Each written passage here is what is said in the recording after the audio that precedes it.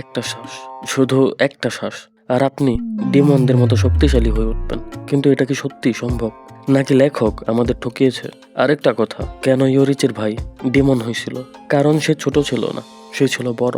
আজকের এই ভিডিওতে আমরা জানবো কিভাবে শ্বাস নেওয়ার মাধ্যমে মানুষ অতিমানবে পরিণত হয়, কেন তানজিরোর তরবারি থেকে জল বের হয় যদিও এটা ভুয়া, আর সবচেয়ে গুরুত্বপূর্ণ, কেন মন ব্রিদিং তৈরি হলো ঈর্ষা থেকে। কিন্তু তার আগে আপনি কি কখনো ভেবে দেখছেন কেন নেজুকো সূর্যের আলো সহ্য করতে পারে? সেটা শেষে বলছি। টোটাল কনসেন্ট্রেশন ব্রিদিং কিভাবে কাজ করে।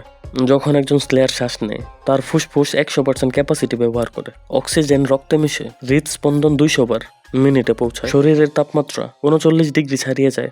কিন্তু এখানেই একটা প্রশ্ন আসে, তানজিরোর তরবারি থেকে জল বের হয়, ভুল দেখছেন।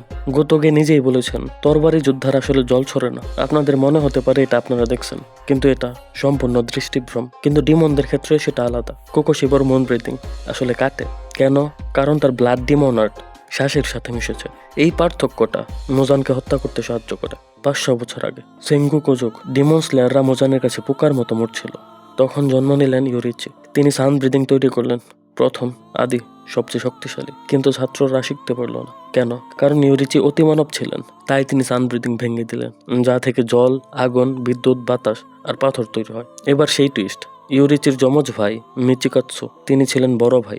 ভাই হিসেবে সূর্যকে ছুঁতে না পেরে ঈর্ষায় অন্ধ হয়ে তিনি ডিমন হলেন। মুন ব্রিদিং তৈরি করলেন, সান ব্রিদিং এর অন্ধকার রূপ। 16টি ফর্ম, সবচেয়ে বেশি। প্রতিটি আঘাতে অসংখ্য চাঁদের ফলক প্রতিপক্ষকে ছিন্ন ভিন্ন করে দেয়। আর হ্যাঁ, কোকোশিবো ছিলেন ইয়োরিচির বড় ভাই, ছোট নন। 4টি স্টাইল, 4টি ব্যক্তিত্ব।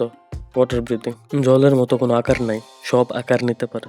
ফ্লেম ব্রিদিং, আগুনের মতো আগ্রাসী, সরাসরি ছাই করে দেয়। থান্ডার ব্রিদিং, শুধু গতি, জিনিৎসু শুধু ফার্স্ট ফর্ম জানত, কিন্তু সেটাকেই দারুণভাবে মাস্টার করছিল। মন ব্রিদিং, বিশৃঙ্খল, সুন্দর কিন্তু মারাত্মক। ফার্স্ট ফর্ম, সেকেন্ড ফর্ম, এগুলো আসলে কি? নির্দিষ্ট তরবারি কৌশল, কিছু ডিফেন্সের জন্য, কিছু গতির জন্য। তানজিরোর ফিফথ ফর্ম, ব্লেসড রেইন, ডিমনদের যাতে কষ্ট না হয় সেই জন্য। হাজারবার প্র্যাকটিস করে মাসল মেমোরিতে নিয়ে আসতে হয়। যুদ্ধে ভাবার সময় থাকে না। শুরুতে একটা প্রশ্ন রেখেছিল, নেজুকো কেন সূর্য সহ্য করতে পারে? থিওরি বলে কামোডো পরিবার জেনারেশন ধরে ব্লো স্পাইডার লিলি খেয়ে আসছিল।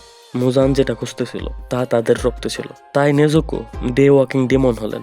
মোজানের স্বপ্ন তার বিরুদ্ধেই ব্যবহৃত হলো। ব্রিদিং স্টাইল শুধু ফাইটিং টেকনিক না, মানুষ দুর্বল কিন্তু এক শ্বাসে এক ইচ্ছায় সীমানা অতিক্রম করতে পারে। আপনার কোন স্টাইল পছন্দ? কমেন্টে জানাবেন।